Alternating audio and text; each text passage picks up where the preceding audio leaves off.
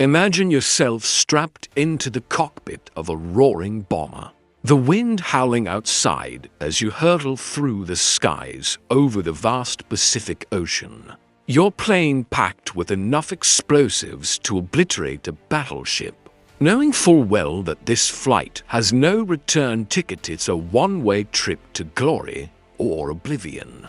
All in the name of an empire on the brink of collapse. But what if fate intervened, turning a suicide mission into a tale of survival, shame, and ultimately profound redemption? That's the incredible true story we're diving into today. Folks, the story of Koru Hasegawa, the Kamikaze pilot who refused to die, defying death not once, but in ways that would change his life and challenge everything we think we know about those desperate days of World War II. Oh, and if you're as hooked as I'm on these gripping tales from history's front lines, do me a favor right now, smash that subscribe button so you never miss another one. Give this video a big thumbs up if it stirs your soul, and share it with your buddies who live for these wartime adventures. Together, we keep these stories alive. You know, I've been spinning yarns about the skies of World War II for what feels like a lifetime, sitting by countless firesides recounting the bravery, the heartbreak, and the sheer human drama of those aerial battles. And let me tell you, nothing captures the raw essence of that conflict quite like the Kamikaze pilots. These young men, barely out of their teens, some of them, were thrust into the maw of a war that had turned hopelessly against Japan by 1944.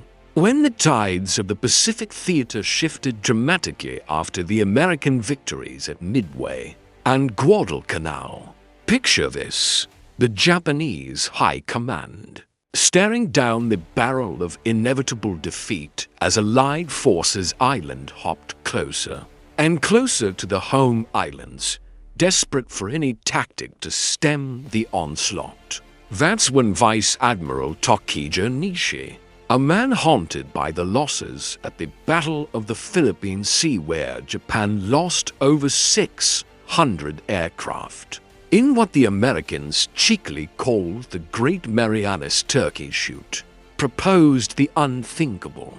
From declassified Japanese naval documents I've pored over in my years of research, Nishi gathered his officers at Madlacat Airfield in the Philippines on October 19, 1944, and laid it out plain, in my opinion. There is only one way of assuring that our meager strength will be effective to a maximum degree. That is to organize suicide attack units composed of Zero fighters armed with 250-kilogram bombs, with each plane to crash dive into an enemy carrier. Can you imagine the weight of those words hanging in the air? It wasn't just a strategy. It was a death sentence wrapped in honor, drawing on the ancient Bushido code, but twisted into something far more tragic for these pilots. The Kamikaze, or Divine Wind, harkened back to the typhoons that saved Japan from Mongol invasions in the 13th century. But this modern version was born of sheer desperation. According to battle accounts from the U.S. Navy's official histories, the first organized kamikaze attacks struck during the Battle of Light Gulf in late October 1944, where pilots like Lieutenant Shukio Seiki led the charge, slamming into the USS St. Lo and sending the escort carrier to the bottom in a blaze of fire and twisted metal. Seiki, a skilled naval aviator with a wife and family back home, reportedly wept before takeoff, whispering to a comrade, "Japan is finished," yet he flew anyway, his plane erupting in a massive explosion that killed over 100 American sailors. That's the kind of gut-wrenching commitment. We're talking about here pilots trained not for dogfights or precision bombing, but for that final, fatal plunge. Engineering reports from the time detail how the planes were modified. Standard fighters like the Mitsubishi A6M0 or bombers like the Nakajima Ki-115 Tsurugi. Stripped down to essentials. Fuel tanks have filled for one-way trips and armed with 500 to 800 kilogram bombs fused to detonate on impact. No parachutes, no second chances. It was all or nothing. But let's zoom in on our hero. Or perhaps I should say our survivor, Koro Hasegawa. Born in 1923 in a quiet corner of Japan, Hasegawa wasn't some fire-breathing fanatic. He was a bright young man who entered the Naval Academy in 1941, just as the war clouds gathered. From his own memoirs and interviews I've studied like the one he gave to the U.S. Naval Institute in 1995, Hasegawa recalls those early days with a mix of nostalgia and regret. He trained on the Yokosuka D-4Y suicide dive bombers, mastering the art of aerial combat in a time when Japan's pilot pool was dwindling fast due to attritional losses. By 1945, as the Allies closed in on Okinawa in Operation Iceberg, the largest amphibious assault in the Pacific, Hasegawa found himself assigned to the 405th Ginga Corps, flying the advanced Yokosuka P-1Y Ginga bomber codenamed Francis by the Allies, a twin-engine beast, with a top speed of over 340 miles per hour. Radar-equipped for night operations and capable of carrying heavy payloads. But in the kamikaze role, all that sophistication was wasted. As Hasegawa later lamented, it was wasteful to use these good airplanes for special attack missions. The pressure on these pilots was immense. Folks, pilot memoirs like those compiled in Kamikaze Diaries by Emiko Onyuki Tierney, reveal the inner turmoil young students drafted from universities, writing poignant letters home about their fears, their love for cherry blossoms, and their reluctant acceptance of fate. Hasegawa himself described it as war fever, a psychological storm where success meant certain death. Normally, in a unit of 20 officers, someone had to lead, and on May 25, 1945, it was his turn. Declassified U.S. Navy reports from the USS Callaghan's action logs paint the scene vividly. That morning, east of Okinawa, American task forces were pounding Japanese positions while fending off waves of kamikaze. Hasegawa led the 10th Ginga subunit, for groups of 3 planes each approaching from different directions, each laden with an 800-kilogram bomb. Bad weather forced most back, but Hasegawa and one other pressed on. Spotting the mighty USS West Virginia, a Colorado-class battleship that had been sunk at Pearl Harbor, but raised and modernized, now bristling with anti-aircraft guns. Oh, the drama of that moment. Hasegawa dove toward the West Virginia, engines screaming, but the ship's gunners opened up, tracer rounds stitching the sky. Then, from the nearby destroyer USS Kalahana Fletcher-class workhorse, named after Rear Admiral Daniel J. Callahan, who died heroically at Guadalcanal, the 5-inch guns barked, slamming shells into Hasegawa's plane. He later recalled the impact. "My plane was hit, and I crashed into the sea. Contusions raked his left side from hip to ear. Teeth shattered, leg fractured in agony. His crewmates, Warrant Officer Yoshida and Pilot Koyama, didn't make it. Their bodies lost to the waves, but Hasegawa bobbed in the water, alive amid the chaos of battle. As American sailors on the Callahan spotted him and hauled him aboard.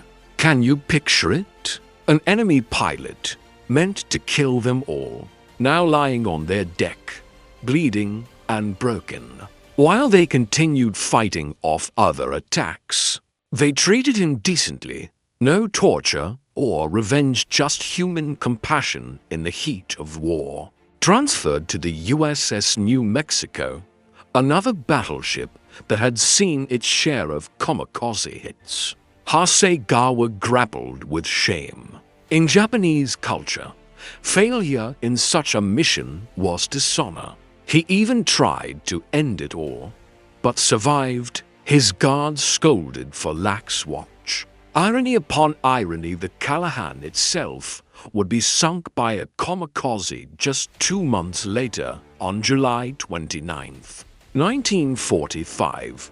The last U.S. warship lost to such an attack, going down with 47 crewmen.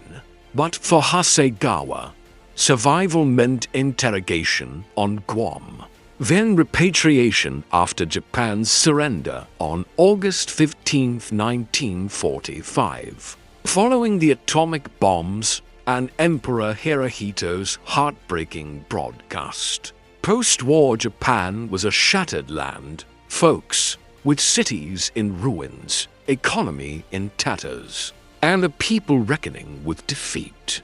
Hasegawa, like many veterans, buried his past, entering the business world and rising to become president of Rengo Company Limited, a major packaging firm with thousands of employees. For decades, he kept silent, but as the 50th anniversary of his fateful day approached in 1995, something stirred a quest for truth and closure. Drawing from U.S. declassified documents and his own memories, he traveled to America, visiting the U.S. Naval Institute to verify records. He attended a wreath-laying at the Navy Memorial in Washington, D.C., honoring the Callaghan's dead and survivors. Then, in a moment that chokes me up every time I think about it, he joined the ship's reunion in Pigeon Forge, Tennessee, where the old sailors welcomed him not as a foe, but as a fellow survivor. "I was treated as a Callahan survivor," he said, his voice steady but eyes telling of deep emotion. This redemption wasn't just personal. It exposed the lies beneath the kamikaze myth. Far from eager martyrs, many pilots like Hasegawa followed orders in a haze of duty and fear, their humanity stripped away by a regime that valued sacrifice over life. From other memoirs, like Kazuo Odachi's Memoirs of a Kamikaze, we learn how these young men whispered in barracks, "We don't want to die," yet flew anyway. Odachi, another survivor who became a Tokyo police officer, kept his secret for 60 years before publishing his book in 2016, reminding Japan that its post-war prosperity was built on such sacrifices. Or take Hisao Horiyama, who volunteered but was spared when the war ended. Feeling guilty for living while comrades perished, he kept journals and models, reflecting on a mother's relief that her son didn't die. And let's not forget Takehiko Ena, whose plane failed 3 times due to engine trouble, once crashing into the sea, surviving on a remote island until rescue. Enna embraced peace, championing Japan's pacifist constitution. These stories, pulled from reliable sources like The Guardian and the New York Times, paint a picture not of monsters, but of men caught in history's grinder. The Kamikaze program claimed over 3,800 Japanese lives, sinking 30 for US ships and damaging hundreds. But at what cost? Engineering reports show the planes were often jury-rigged, fuel scarce, training minimal, a far cry from the divine wind they were named for. As we delve deeper, consider the American side. Those brave sailors facing waves of death from above. The P-51 Mustang, that sleek silver bird of prey, played a crucial role in countering them, escorting B-29 superfortresses on bombing runs over Japan and shredding kamikaze formations. With their 6.50 caliber machine guns, pilots like Major John Pappy Herbst, an ace with 18 kills, described dogfights where Mustangs danced through the skies, their Merlin engines roaring as they protected the fleet. But in Hasegawa's case, it was shipboard guns that did the deed. Yet the Mustang's presence loomed large in the broader air war, symbolizing American industrial might against Japan's waning resources. You see, in my long years crafting these tales, I've come across so many what-ifs, like what if Hasegawa had hit his target? The West Virginia might have gone down, altering the battle's flow, but instead, he lived to bridge divides. His story reminds us that war's true victors are those who find peace afterward. Shifting gears a bit, let's talk about the engineering marvels behind these missions. Because without understanding the machines, you can't grasp the men's plight. The Yokosuka P-1Y Jinga, Hasegawa's plane, was a testament to Japanese innovation under duress. Designed in 1940 by the Naval Air Technical Arsenal, it featured Tanakajima Homari 18-cylinder radial engines, each pumping out 1,825 horsepower, allowing a range of over 3,300 miles, perfect for long strikes, but ironic for one-way dives. From technical reports declassified after the war, the Ginga's radar, the Type 3 air-to-surface vessel search device, could detect ships from 100 miles away. But in kamikaze mode, it was often removed to save weight. Pilots like Hasegawa trained on evasive maneuvers, but with bombs strapped underneath. The plane handled like a lead balloon, vulnerable to flak and fighters. Contrast that with the American defenses, the proximity-fused shells that exploded near targets, multiplying AA effectiveness fivefold, as per U.S. Ordnance Bureau records. At Okinawa, from April to June 1945, over 1,900 kamikaze sorties flew, but only about 14% hit. Thanks to radar pickets like the Callahan, which spotted attackers early, the battle was hellish. Accounts from sailors on the West Virginia describe the sky filling with planes, the deck shaking from gun recoils, the air thick with smoke, and the acrid smell of cadite. One ensign's memoir recalls, "We saw the Jap plane coming low, bomb glinting in the sun, and then our guns found it, boom, a fireball in the water." Hasegawa's crash was no gentle ditching. He hit hard, water slamming like concrete, his body mangled. Rescued by the Callaghan's boat crew amid shark-infested waters, yes. Sharks were a real threat in those seas. He was hoisted aboard, stripped of his flight suit, and given basic aid. The ship's log notes the capture of one Japanese pilot injured. A footnote in a day of intense combat. On the New Mexico, as he lay in the sick bay, thoughts of harikiri swirled, but survival won out.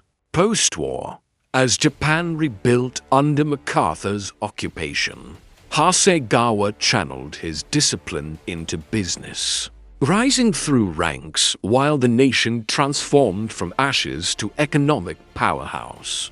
But the redemption arc truly shines in 1995. Traveling to Annapolis, Hasegawa pored over logs, confirming details he'd long wondered about. At the memorial, he laid a wreath, whispering prayers for all lost souls, Japanese and American. Then, at the reunion, grizzled veterans shook his hand, shared beers, and swapped stories, laughter mixing with tears. One sailor quipped, "You tried to kill us. We saved you, call it even." Hasegawa laughed, replying, "I send my warmest regards to the US Navy." It's moments like that make history feel alive, don't you think? They show war's scars can heal with time and understanding. Expanding on the broader Kamikaze impact, let's recall Operation Kikisui, the floating chrysanthemums, a series of mass attacks during Okinawa. From April 6th, wave after wave came, 1,465 planes in total, as per Japanese records. The USS Laffey, dubbed the ship that would not die, endured 22 kamikaze attacks in 80 minutes on April 16th, surviving thanks to heroic gunnery and Mustang cover from nearby carriers. P-51s from the 7th Fighter Command, based on Iwo Jima, racked up kills, their long range allowing deep penetration. Pilot Charles Lindbergh, yes, that Lindbergh even flew combat missions in Mustangs, testing range extensions. In my experience, I've imagined sitting in those cockpits, the G-forces pulling, the enemy in your sights. Once, while researching in a dusty archive, I held a Zero's control stick fragment, feeling the ghosts of those pilots. It's humbling. As we approach the heart of Hasegawa's legacy, consider how his story debunks the fanatic label. In the Kamikaze diaries, students wrote of love, poetry, doubt not hatred.